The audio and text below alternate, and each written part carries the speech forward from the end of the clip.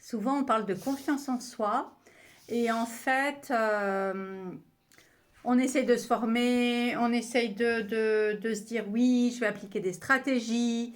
C'est vrai que si j'ai pas confiance en moi, peut-être que je vais étudier un peu plus tel sujet, tel sujet, tel sujet. Oui, c'est vrai que la confiance, elle vient aussi en faisant et en apprenant. Euh, c'est vrai que la confiance, elle passe par la connaissance.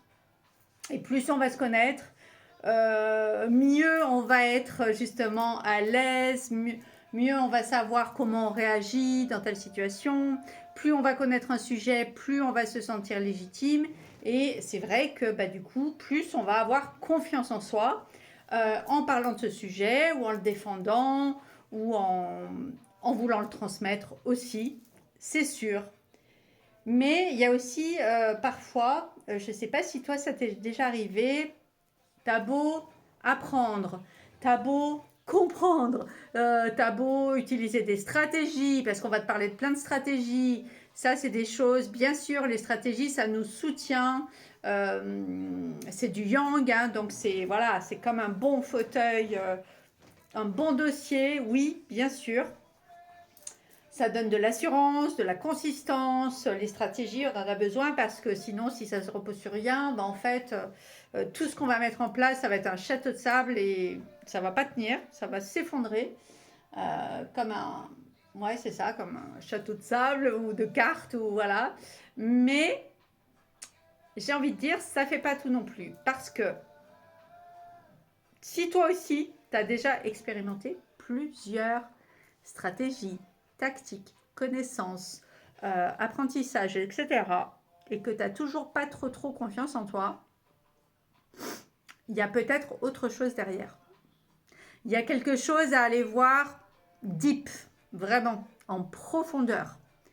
Parce que, à la base, si on n'a pas confiance en soi tellement, eh bien, ce n'est pas pour rien. C'est qu'on est venu travailler ce sujet. Donc, peut-être qu'on a soit un nombre 1, 4 ou 8 qui est en déficit. Et du coup, on vient expérimenter à apprendre cette confiance en soi. Ou alors, c'est peut-être qu'on a un petit peu trop de 9, c'est-à-dire on est un peu trop empathique, hypersensible, on pense un peu trop aux autres. Et ça peut être un mélange des deux, bien sûr. Hein. Ou on va être un peu trop introverti avec le 7, trop dans les apprentissages, tout ça, mais du coup, on n'ose pas partager, on ne se sent pas légitime. Ça dépend avec quel autre nombre ça va être mixé, par exemple. Ou ça peut être aussi avec du 2, parce que le 2, il est complètement lié aux blessures.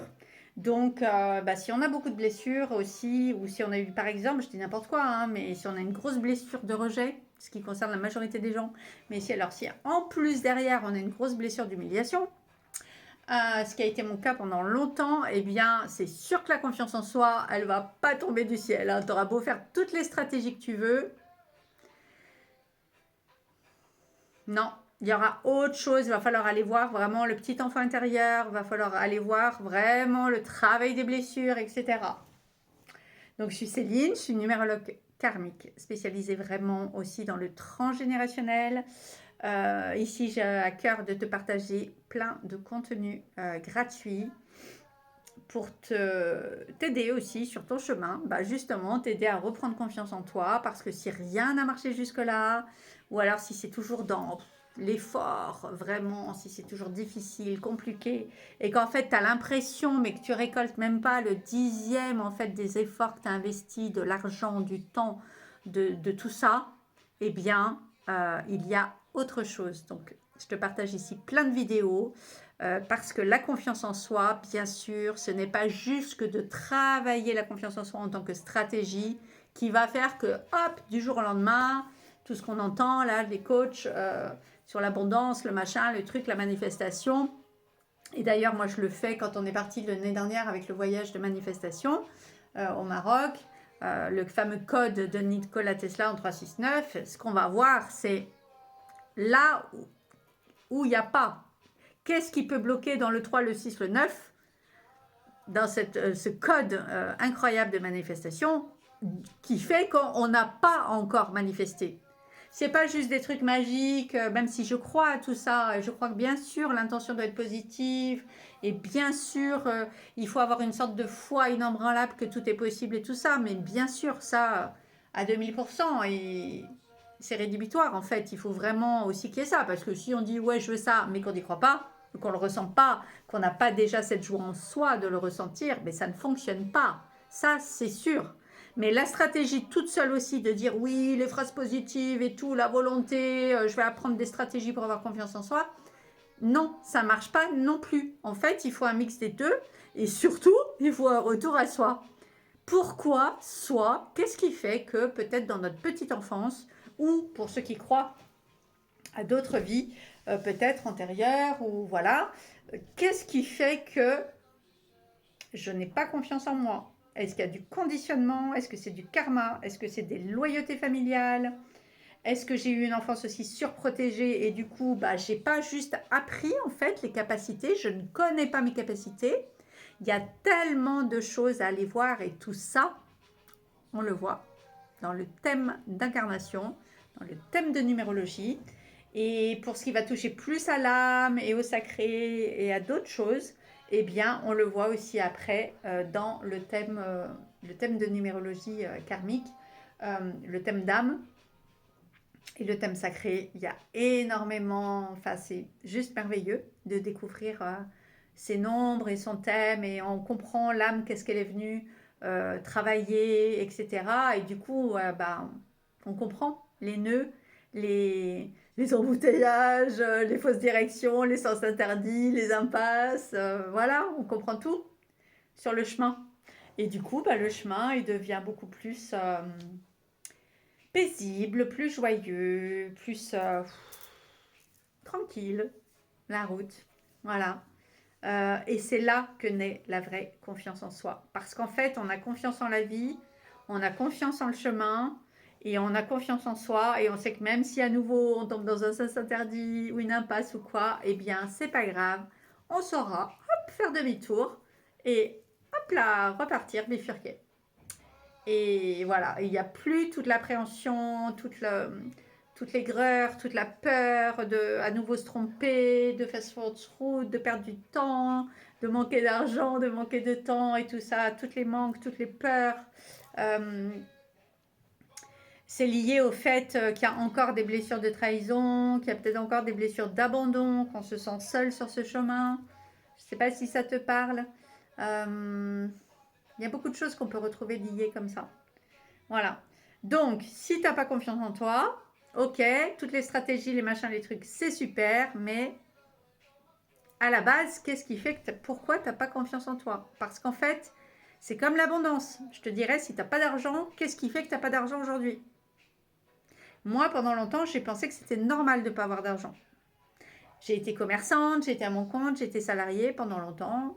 Comme c'est la vie de la majorité des gens, hein, la plupart des gens galèrent, et la plupart des gens trouvent ça normal de faire un boulot qu'on n'aime pas, de ne pas avoir d'argent, que les fins de mois soient difficiles. Tout le monde est résigné à ça. Mais en fait, quand on ne vient pas pour vivre une vie de galère, de manque, de solitude, de maladie, etc.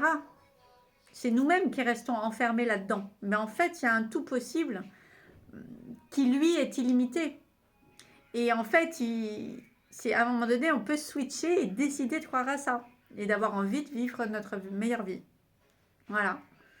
Et ça se fait pas tout seul, ça se fait pas en 2 semaines. Mais je crois profondément, et je suis en plein dans cette transformation déjà depuis plusieurs mois et depuis quelques petites années, pas très très longtemps, mais 3-4 ans. Quand le switch avec l'éveil arrive, la conscience, il y a une période très difficile parce que du coup, il y a toutes les peurs qui apparaissent, où on voit tout ce qu'on ne voyait pas avant. C'est une période un peu compliquée, un peu flippante. Mais ensuite, on arrive aussi, en étant mieux entouré,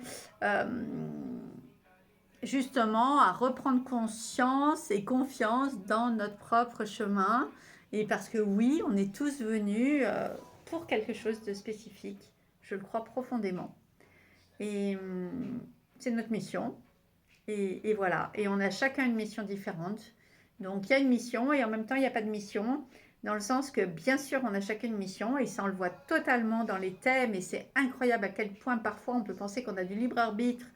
Et oui on l'a par rapport à certaines choses et oui on l'a eu quand on a choisi de venir incarner cette mission. Mais pour autant, à un moment donné, notre mission on l'a choisie et en fait là on va pas changer de mission quoi. Ça, tu le vois avec ton chemin de vie, avec, avec tes nombres, avec ton chemin d'âme. Tu es venu pour ça, donc ça ne sert à rien de tergiverser dans tous les sens à vouloir autre chose. Ou des fois, on ne veut pas s'y coller, mais en fait, ça ne sert à rien. Parce qu'en fait, là-dessus, par contre, je crois profondément qu'il n'y a pas de libre arbitre. Et c'est incroyable parce que je m'intéresse à tout plein d'autres sciences autour, hein, comme l'astrologie, comme...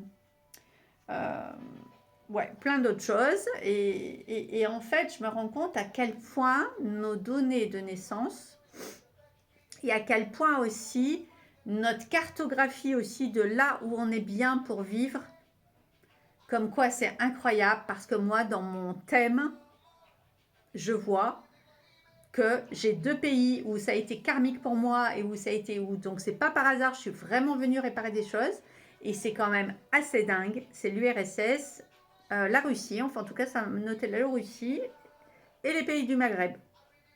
Voilà, Afrique du Nord, et c'est quand même assez dingue parce que j'ai habité dans ces 2 pays, c'est les 2 seuls pays où j'ai habité à l'étranger avec mes parents quand j'étais petite, c'était l'URSS et le Maroc. Et je suis retournée au Maroc fin 2017 où j'ai vécu un moment aussi mais hyper beau, un des plus beaux de ma vie et en même temps un des plus difficiles de ma vie, où j'ai remonté une boîte, où voilà, machin, après il y a eu le Covid, je suis rentrée, j'ai fait faillite, j'ai vécu une grosse séparation vraiment de cœur aussi, parce que pour moi le Maroc c'était vraiment mon pays de cœur, je pensais y rester habité, etc. J'avais tissé des liens, j'étais pleinement dans ma créativité, etc. À ce moment-là, c'était une période de ma vie, mais tellement heureuse, et en même temps, tellement karmique, c'est un truc de dingue, et ben en fait... Et j'ai découvert ça il n'y a pas longtemps, hein, il y a 2-3 mois. Et on est en 2026, donc voilà. Donc je ne peux pas avoir anticipé ou vouloir faire réaliser le truc parce qu'en fait, je viens de le découvrir cette année en 2026. Donc je me disais, et je partageais ça avec une amie, je me dis c'est incroyable à un moment donné aussi comment tout est écrit. Et comment en fait on n'y déroge pas. On croit des fois qu'on fait des choix, qu'on a du libre arbitre et tout. Alors oui, je pense que par contre sur les chemins, pour arriver à cet objectif qui est déjà prédéfini au moment où on est, hein, dès qu'on est conçu, qu'on en est dans le ventre de notre maman, déjà avant, hein, ce qu'on appelle, quand on regarde la date de conception et tout ça, quand on choisit ça, ben après, c'est ça. Voilà, c'est ça, ce sera ça et pas autre chose. Et par contre, il y a plein de chemins d'arriver là. Oui. Mais c'est bien dans la mesure où on arrive à switcher le truc et de se dire waouh, mais en fait voilà, bon bah c'est ma route, c'est prédéfini, donc il y a un cadre, il y a un cadre, il y a une structure et en fait bah, il suffit que je me repose sur cette structure. Cette structure elle est là, elle est concrète, on peut la décoder, on sait à quoi elle correspond parce que tout se décode avec les nombres, c'est ça qui est merveilleux. Du coup c'est je suis pas à chercher partout, qu'est-ce que je vais faire, qu'est-ce que je dois faire, c'est quoi mon rôle, c'est quoi ma mission, tati tata. Il y a un côté où, ok, ben j'accueille, c'est magnifique, enfin j'ai un décodeur quoi. Parce que moi pendant des années, je me disais, mais qu'est-ce que je fais là? J'ai pas le décodeur de cette vie sur Terre. Trop hypersensible, trop de cruauté dans ce monde, trop pas de sens. Donc, c'est bien de comprendre le sens à un moment donné, de retrouver la feuille de route. Voilà. Donc, abonne-toi à cette chaîne. Je partage plein de contenus ici. Sur tes nombres, il y a les méthodes de calcul. J'ai fait une vidéo où je parle des 9 nombres et où je donne les calculs. Tu peux déjà commencer gratuitement, te renseigner, calculer tes nombres, regarder à quoi ça correspond et tout. Puis si tu as des questions, ben, c'est possible de le mettre en bas. Moi, je suis passionnée. La numérologie karmique, ça a changé de ma vie. J'ai tellement compris le sens de mes épreuves, le sens de mes ruptures, le sens de mes faillites, le sens de mes quêtes de sens, justement. tout est clair, tout est fluide après. C'est juste merveilleux par rapport à ça. Alors, si jamais ça t'appelle, si tu as envie de savoir, eh ben, rejoins-nous ici. Bisous du cœur.